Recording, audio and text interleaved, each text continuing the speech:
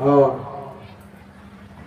मैं भी सायंकाल का संध्या वंदन करूंगा और निग्रह संप्रदाय के प्रामाणिक सुप्रतिष्ठित आचार्य हमारे इसके निग्रहाचार्य आए हैं, तो शिष्टागमन प्रयुक्त अध्याय भी शास्त्रों में पूरा अध्याय है।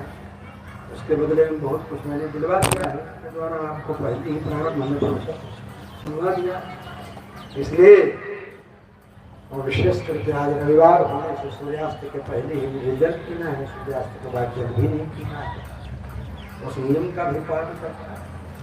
इसलिए मैं 10 मिनट पहले ही आप लोगों का सेशन 10 मिनट क्या 5 पाई सुबह 8 मिनट पहले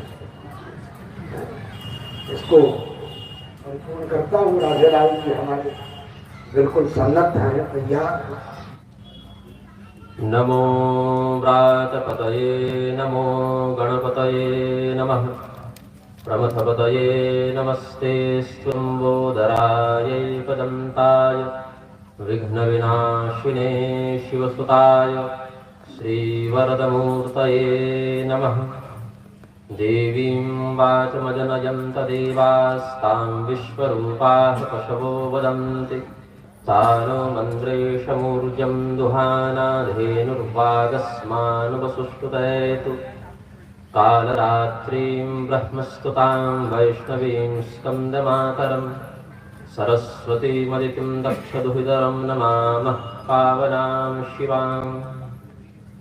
हृत्पुण्डरीकान्तरसन्निविष्टं स्वतेजसा व्याप्तनभोवकाशम् अतीन्द्रियं सूक्ष्ममनन्तमाद्यं ध्यायेत् परानन्दमयं महेशम्।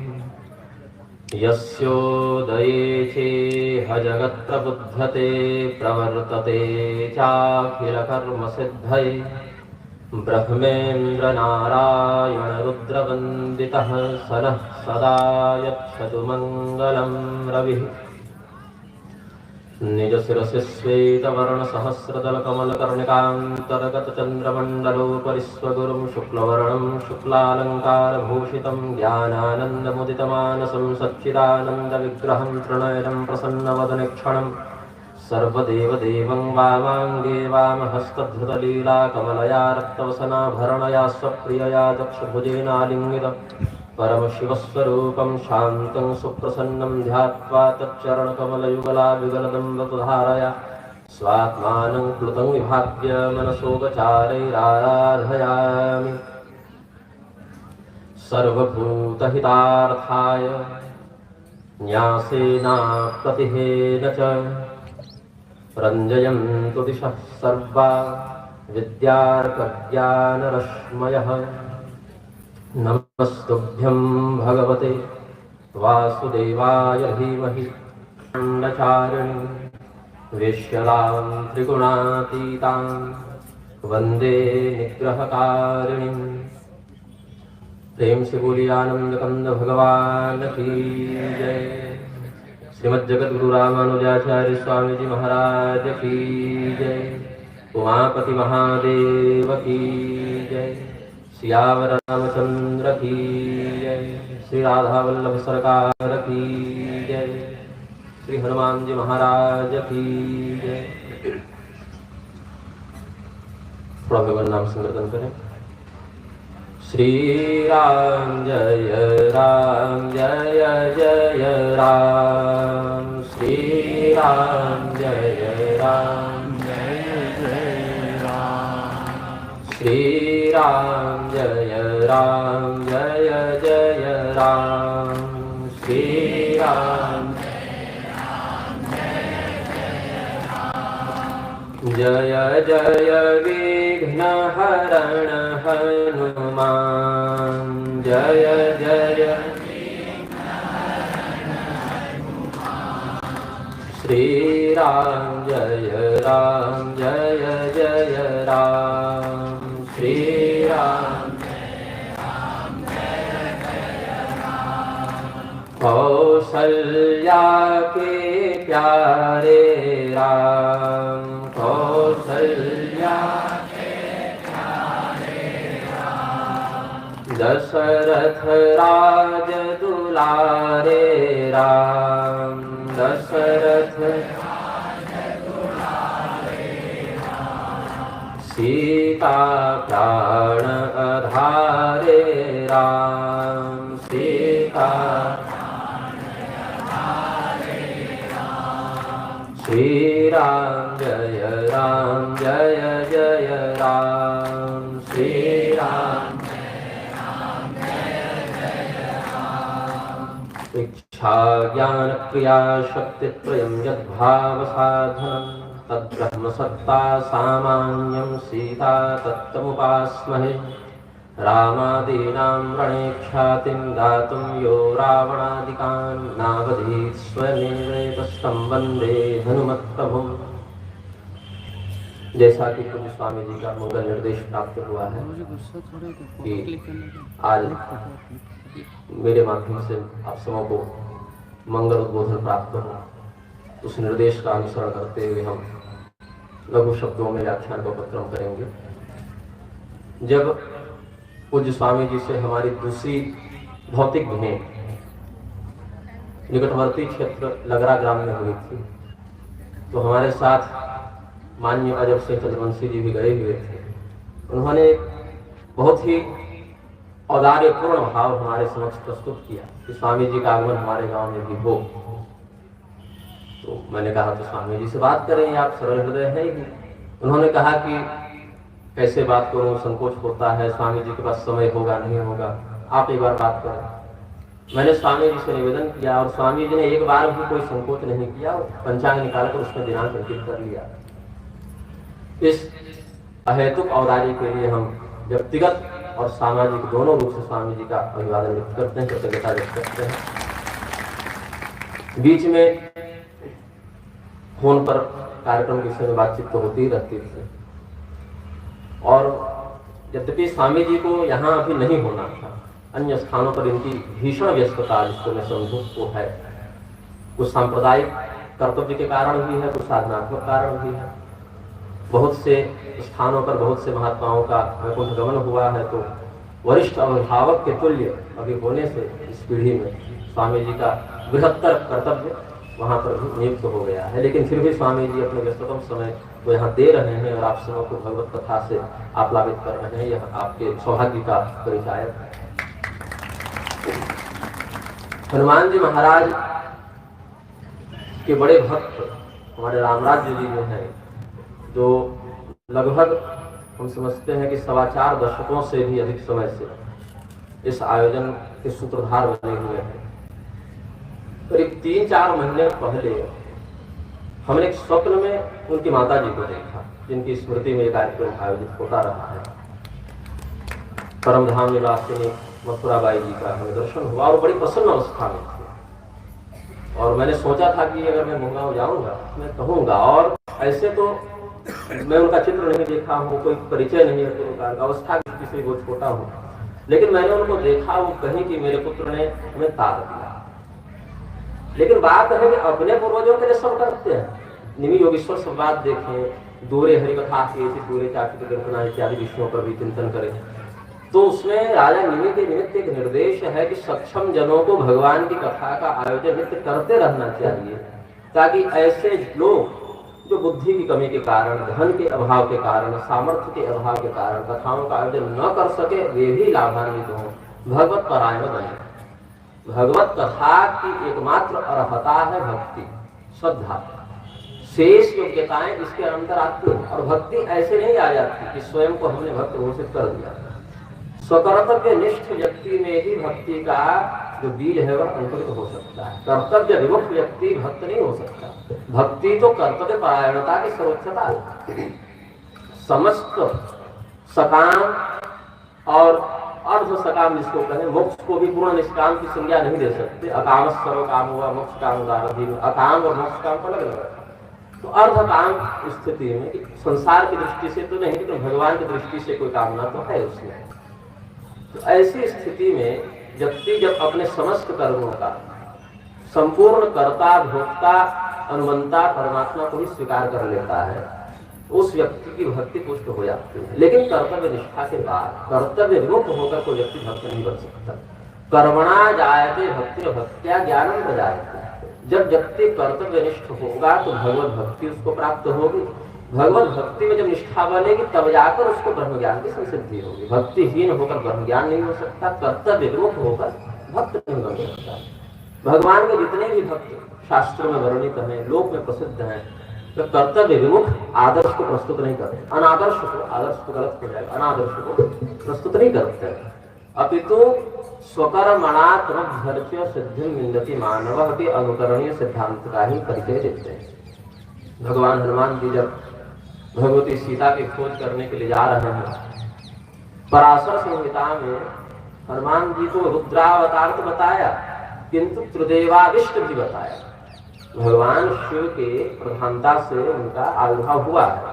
शैवी शक्ति उनमें है, किंतु ब्राह्मी और वैष्णवी शक्ति के भी वे धारक हैं।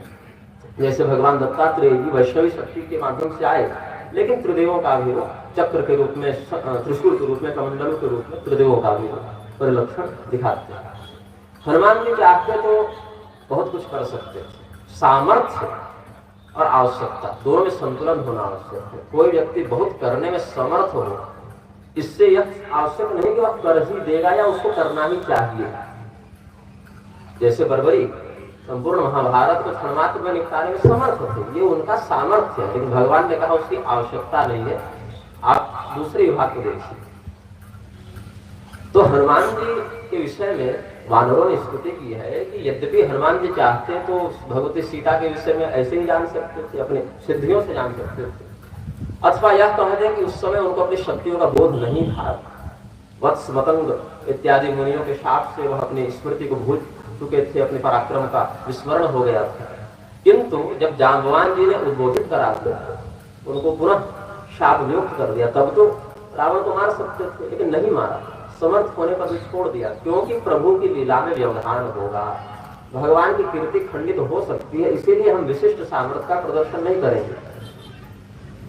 शिष्य कितना भी ज्ञानी हो, एक स्थिति से अधिक गुरु के सामने बोलना भी दोष माना गया है। गुरु का पद ही उसकी वरिष्ठता के लिए पर्याप्त हो सकता है कि शिष्य ने अपने प्रारब्ध से, परिश्रम से, साधना से कुछ विशेष ज्ञान अर्जित कर लिया। जैसे याज्ञवल्क्य जी ने भगवान सूर्य की आराधना से अलब्ध वेद मंत्रों को भी लब्ध किया, माध्यम के अंतर्गत, वाजसनेयी के अंतर्गत। लेकिन ऐसा नहीं है कि वैशंपायन जी के पास जाएंगे तो कहेंगे कि मैं तुमसे बड़ा ऋषि हूं, मैं तुम्हें प्रणाम नहीं करूंगा, ऐसा नहीं। तो ज्ञान के साथ कर्तव्य, कर्तव्य के साथ विनम्रता, विनम्रता के साथ संतुलन, अनुशासन, ये सब जुड़े हुए हैं। अगर एक कड़ी भी कहीं टूट जाए, अतुलित बलधाम हनुमान जी में कितना संयम है, कितना धैर्य है, कितनी विनम्रता है, कितना संतुलन है।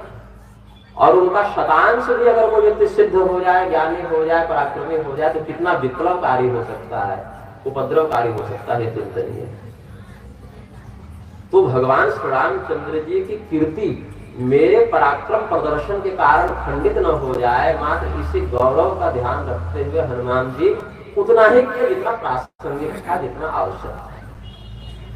भगवान श्री रामचंद्र जी ने सर्वत्र अपने महदेश्वरी को नहीं दिखाया, जहां आवश्यकता थी वहां शब्द से याचना भी की, 3 दिनों तक धैर्यपूर्वक करते रहे, और जहां नितांत आवश्यकता पड़ी वहां महदेश्वरी का भी प्रदर्शन किया। यही कारण है कि जब गुरुपुत्र को लाने भगवान कृष्ण गए हैं तो समुद्र पहले ही रत्नों के थाल लेकर आ गए, तो प्रभु को कोप न पुनः करना पड़े, तो स्मरण हो गया।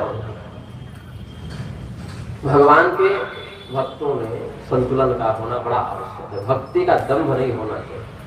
भक्ति का दंभ अभक्त का लक्षण। जिस प्रकार से कोई बहुत वाचार व्यापारी हो, कुशाग्र हो, तो हीरे को कांच और कांच को हीरा सिद्ध कर सकता है। ऐसे न्याय दर्शन का जितना दुरुपयोग हुआ संसार में उतना किसी दर्शन का नहीं है।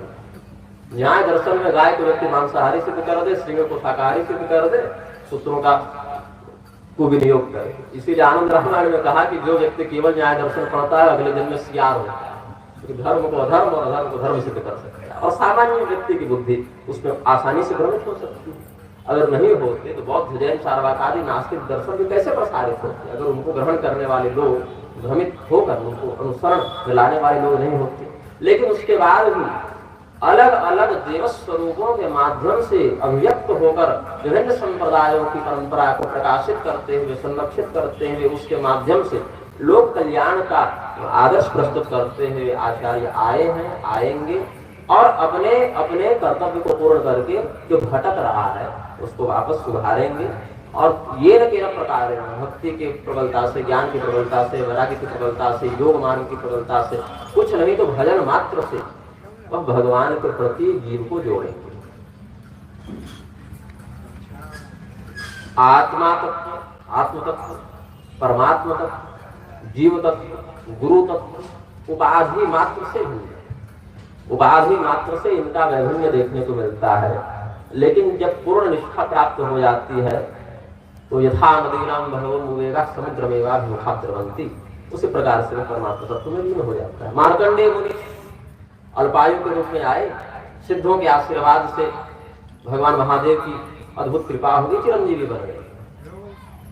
और जब नारायण विराजी, और जब भगवान नर नारायण के माध्यम से उनको आशीर्वाद मिला है, भागवत के जमते मन से, फिर समाधि में बैठे हैं अपने मार्कंडेय मुनि, उधर से भगवान महादेव जा रहे हैं, भगवती पार्वती जा रही हैं। उन्होंने कहा प्रभु इसको कुछ वरदान दीजिए, महात्मा बड़े सिद्ध हैं। बोले ये चाहे तब न दे, ऐसे तो पूर्ण काम महात्मा है, तो वरदान देने के लिए नहीं अपितु संत का समागम करने के लोग से हम वहां जाते हैं। महादेव ने कहा साधुओं का समागम दुर्लभ है, देवताओं के लिए भी दुर्लभ है। महादेव जी गए, मार्कंडेय जी को पता ही नहीं चला आगे कौन खड़े हैं। वो हृदय में शंख चक्र गदा पर धारण किए हुए नारायण का दर्शन कर रहे हैं। शिव जी बोले यूनिफॉर्म बदलना पड़ेगा। तो श्वास के माध्यम से हृदय में प्रविष्ट होकर पंचवक्त्र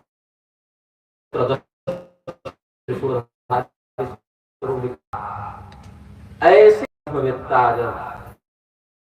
त्रिदेवों में अभेद तुमको मिल जाएगा, पार्षदों का जो है मिल जाएगा। वो भी श्रृंगार वासुदेव शापित होकर संहिता इत्यादि में विशेष कथाएं हैं। तो कहने का तात्पर्य है, लघु शब्दों में हम अपने व्याख्यान को पूर्ण करेंगे, क्योंकि हम तो बहुत बार यहाँ आ ही चुके हैं। स्वामी जी का समय बहुत बहुमूल्य है। भाव ये है कहने का, हनुमान जी के संरक्षण में प्रेरणा से राम कथा होती है, मनुष्य नहीं कर सकते। हनुमान जी को भगवान ने यहाँ छोड़ा ही इसीलिए है कि आप भगवत भक्तों का संरक्षण करें, मार्गदर्शन करें। और हनुमान जी की प्रत्यक्ष कृपा से समर्थ गुरु रामदास ने, गोस्वामी तुलसीदास ने कितना क्रांतिकारी भक्ति का या राजतंत्र के शोधन का कितना प्रखर प्रभावी इतिहास बना दिया। और अपने जीवन में संघर्ष किया, लेकिन यह सुनिश्चित किया कि हमारे आने वाली पीढ़ी भगवत परायण बने। तो ऐसे हनुमान जी के प्रति आप सबों को, और वह निष्ठा जब बन जाएगी तो वहां से भगवान श्री रामचंद्र जी का संपर्क बड़ा सुगम हो जाएगा। सरल, राम दुआरे तुम रखवारे। तो भगवान हनुमान दोनों में आप सबों की प्रीति बने, उसके परिणाम स्वरूप श्री राम तत्व में निष्ठा बने, यह मंगल कामना करते हुए हम अपने वक्तव्य को पूर्ण करते हैं। दक्षिणे लक्ष्मणो यस्य वामे च जनकात्मजा पुरतो मारुतिर्यस्य तं वन्दे रघुनन्दनं। प्रेम से आनंद कंद भगवान की।